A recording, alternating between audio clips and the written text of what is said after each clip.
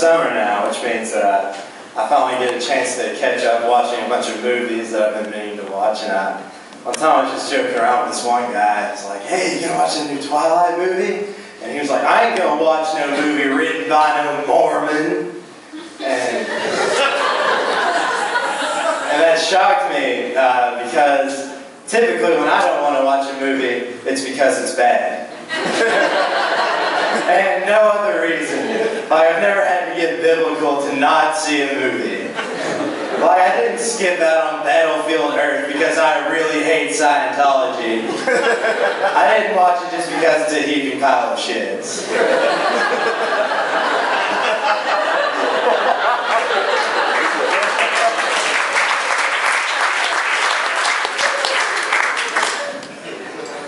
I'm really open-minded when it comes to religious stuff, and but some of the stuff that I hear is just like slightly too much for me.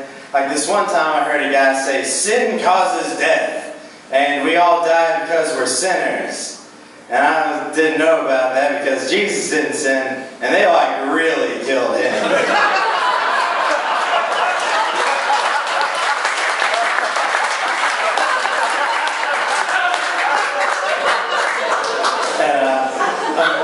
Something I've always thought about that is killing Jesus was kind of a bitch move. Like even if you don't believe in the miracles and that he was the Son of God and all that stuff, because if you don't believe in all that stuff, the worst thing he could have been was some dude that liked to walk. And that's like wanting to kill Forrest Gump.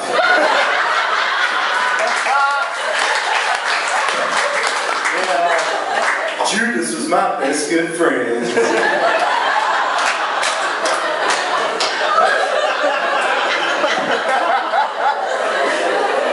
Back to summer.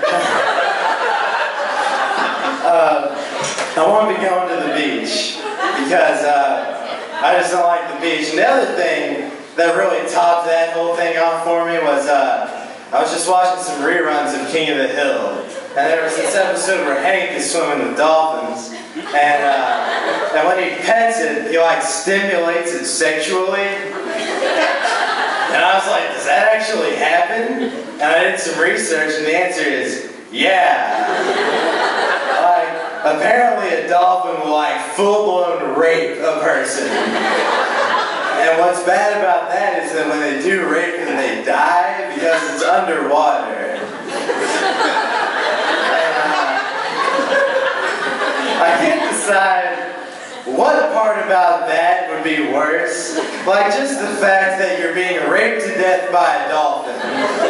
Or two, about 10 seconds before you die, when you realize, oh God, I'm going to be remembered as the guy who was raped to death by a dolphin.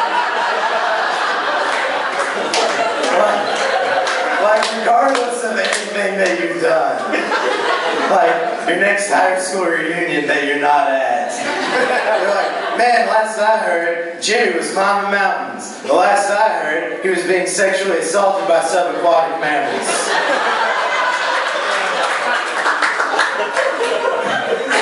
And I wasn't sure if you all knew that dolphins did that kind of thing.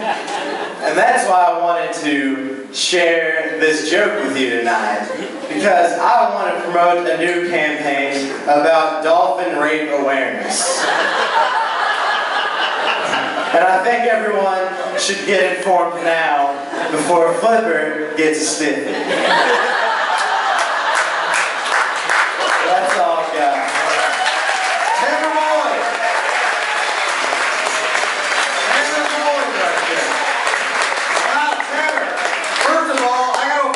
Because I think I screwed you, didn't I? Indeed. And I know what I did now, but I didn't know it after I figured it out while you were up there. But I tell you what you just did, which scored points with me, is that you jumped up and you went up and did a great job. Thanks. You are probably the funniest high guy I've ever met.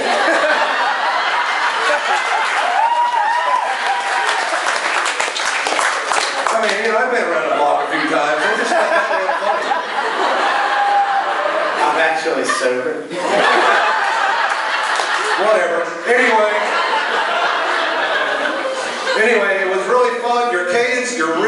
really great, and your presence is good, and well, stay sober and keep doing it that way.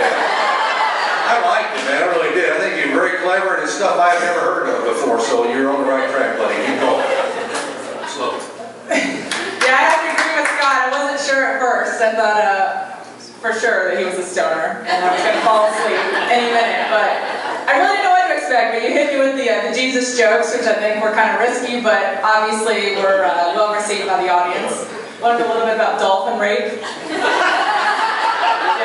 Can you substantiate those facts? Yeah, there's like studies about it over.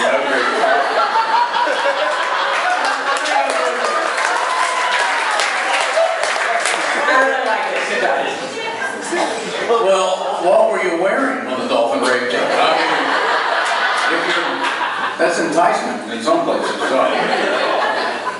And if you say swimsuit, see what I mean? Yeah, no, I showed up half naked and didn't put out.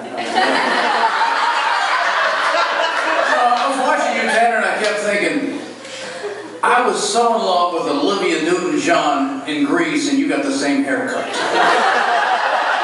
I was confused. Scott's right about your cadence, and you got such a rich texture to the joke because there's so many different taglines that you add to it. The audience is just captivated by the storytelling because the words that you use paint a very colorful picture of the place you took them, and that goes a long way. You got a great comic mind, Tanner. Keep it up. Good job, buddy. We appreciate it.